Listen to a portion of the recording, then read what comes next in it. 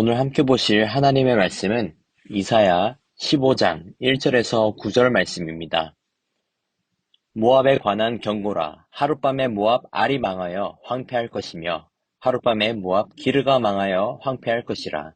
그들은 바잇과 디본 산당에 올라가서 울며 모압은 느보와 메드바를 위하여 통곡하는도다. 그들이 각각 머리카락을 밀고 각각 수염을 깎았으며 거리에서는 굵은 배로 몸을 동였으며 지붕과 넓은 곳에서는 각기 애통하여 심히 울며 헤스본과 엘르알렐은 부르짖으며 그들의 소리는 야하스까지 들리니 그러므로 모압의 군사들이 크게 부르짖으며 그들의 혼이 속에서 떠는도다. 내 마음이 모압을 위하여 부르짖는도다. 그 피난민들은 소알과 에글랏, 스리시아까지 이르고 울며 루힙 비탈길로 올라가며 호로나임 길에서 패망을 울부짖으니 니므림 물이 마르고 풀이 시들었으며 연한 풀이 말라 청청한 것이 없음이로다. 그러므로 그들이 얻은 재물과 쌓았던 것을 가지고 버드나무 시내를 건너리니 이는 곡성이 모압 사방에 돌렸고 슬피 부르짖음이 에글라임에 이르며 부르짖음이 브엘엘림에 미치며 디몬 물에는 피가 가득함이로다. 그럴지라도 내가 디몬의 재앙을 더 내리되 모압의 도피한 자와 그 땅에 남은 자에게 사자를 보내리라. 하나님께서 이사야를 통해 이스라엘의 심판, 바벨론의 심판, 아수르와 블레셋의 심판을 전해주고 있었습니다. 이스라엘에서 시작된 하나님의 심판이 이제는 주변 나라로 확산하고 있었던 것입니다. 이스라엘에서 바벨론과 아수르와 블레셋에게까지 하나님의 심판을 이어갔고, 그리고 하나님은 오늘 본문에서 모압을 향해서 심판을 내리고 계시는 것을 볼 수 있습니다. 모압 사람들은 간략적으로 설명하자면 롯의 후예였습니다. 이전에 소돔과 고모라는 무너지고 롯과 그의 딸들이 산으로 피난했을 때에 그의 딸들이 후손을 만들기 위해 롯을 술에 취하게 하고 동침하면서 시작된 민족이 바로 이 모압 민족이었습니다. 오늘 본문을 관찰해보면 두 개의 말씀으로 나눠볼 수 있습니다. 먼저 1절에서 4절에서는 모압이 하룻밤에 침공당하는 내용을 담고 있습니다. 1절 상반절을 보시면 이사야는 모압이 받은 경고를 전하면서 그 심판의 결말이 망함과 황폐함이라고 하고 있습니다. 1절입니다. 모압에 관한 경고라. 하룻밤에 모압 알이 망하여 황폐할 것이며 하룻밤에 모압 기르아가 망하여 황폐할 것이라. 이 모압 사람들은 때로는 이스라엘의 원수였지만 한편으로는 뗄래야 뗄 수 없는 형제 민족이었습니다. 그래서 신명기 2장 9절에서도 하나님께서 모압을 멸하지 말고 그들의 땅도 빼앗지 말라고 하시는 것을 볼 수 있습니다. 이런 복잡한 관계를 이사야는 알고 있었습니다.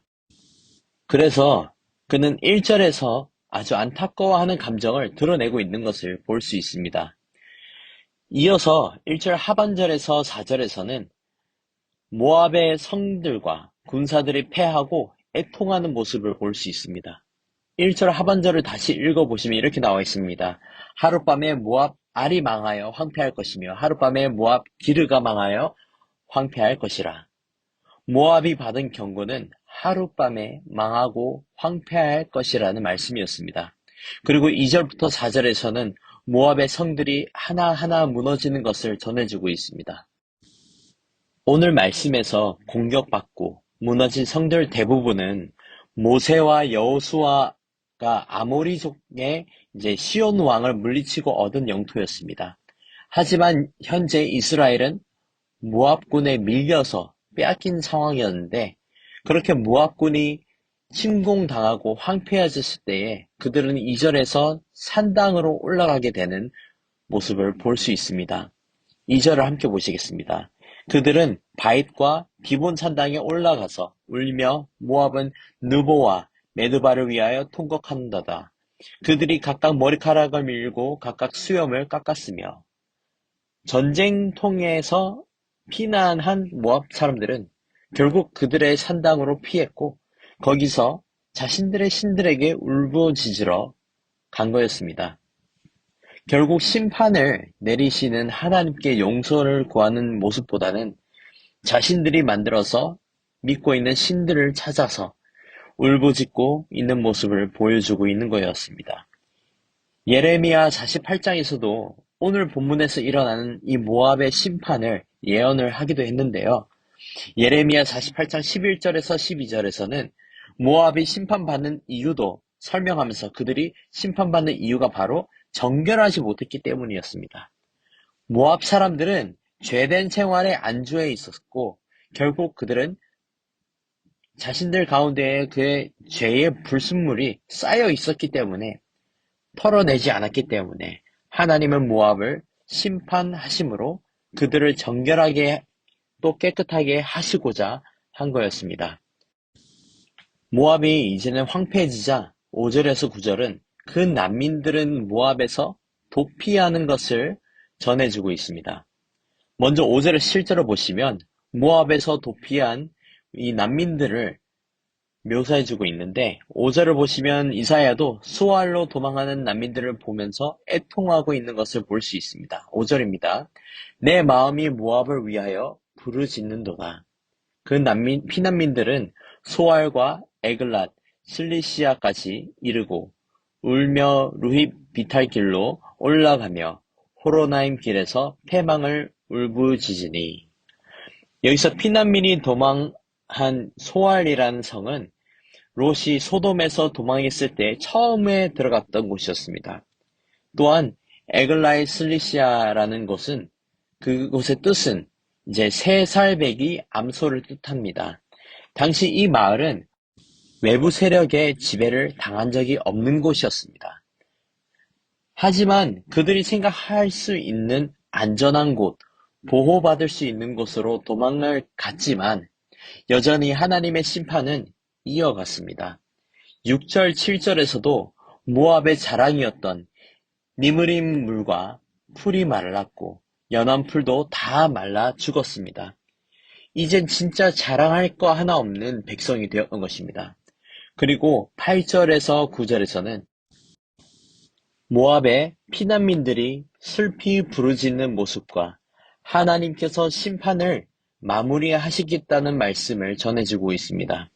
8절을 보시면 모압 사람들의 곡성이 온 사방에 들렸고 그들의 부르짖음이 부엘 엘림에까지 닿았다고 합니다. 모압의 피난민들은 주변 나라들도 알 수 있는 수준이었고 모압 국경에 붙어 있던 나라들은 다 하나님의 심판을 목격하게 된 것입니다. 또 9절을 보시면 하나님의 심판의 마무리를 언급하시는데 9절에는 이렇게 나와 있습니다. 디몬 물에는 피가 가득함이로다. 그럴지라도 내가 디몬의 재앙을 더 내리되 모압의 도피한 자와 그 땅에 남은 자에게 사자를 보내리라. 정리해 보자면 하나님의 심판은 반드시 끝을 볼 것이라는 뜻이었습니다. 만에 하나 심판을 피해 갔다고 하더라도 사자를 보내서라도 그들을 심판하실 것이라는 절망적인 말씀을 하신 것입니다. 오늘 본문은 바벨론에 이어서 모압이 심판을 받는 내용을 다루고 있습니다. 하룻밤에 전쟁으로 모압의 성들은 공격당했고 사람들은 사방팔방으로 도망을 갔습니다. 멀지 않은 마을로 산당으로 모압 사람들은 각각 자기들이 생각하는 피난처를 찾아 흩어졌습니다. 괴롭고 험난한 현실 속에서 그들은 자신들이 믿는 신들에게 울부짖었고 거짓 신들의 도움을 구했지만 구원받지 못했습니다. 예레미야 선지자가 말했던 것처럼 모압 사람들은 정결하지 못한 것 때문에 심판을 받은 것이었지만 여전히 끝까지 회개하지 못하고 자신들 가운데 있는 죄의 찌꺼기를 구했던 것이나 마찬가지였기 때문에 이러한 결말이 있었던 것입니다. 사랑하는 성도 여러분, 여러분의 피난처는 어디에 있습니까? 모압 사람들이 하나님의 심판을 받을 때 피난처로 삼은 것은 우상이었고 그들이 살아간 죄의 찌꺼기였습니다. 바라옵기는 우리 모든 성도님들은 거짓된 피난처를 찾아 나서지 않고 우리의 유일한 피난처이시며 구원자이신 하나님을, 예수님을 구하는 은혜가 있기를 소망합니다. 모압 사람들처럼 하나님보다 자신들의 우상을 사랑하는 것이 아니라 모압 사람들처럼 쾌락에 빠져 사는 것이 아니라 온전히 여호와께 돌아가며 거룩하기를 힘쓰는 저와 여러분이 되기를 주님의 이름으로 축복합니다.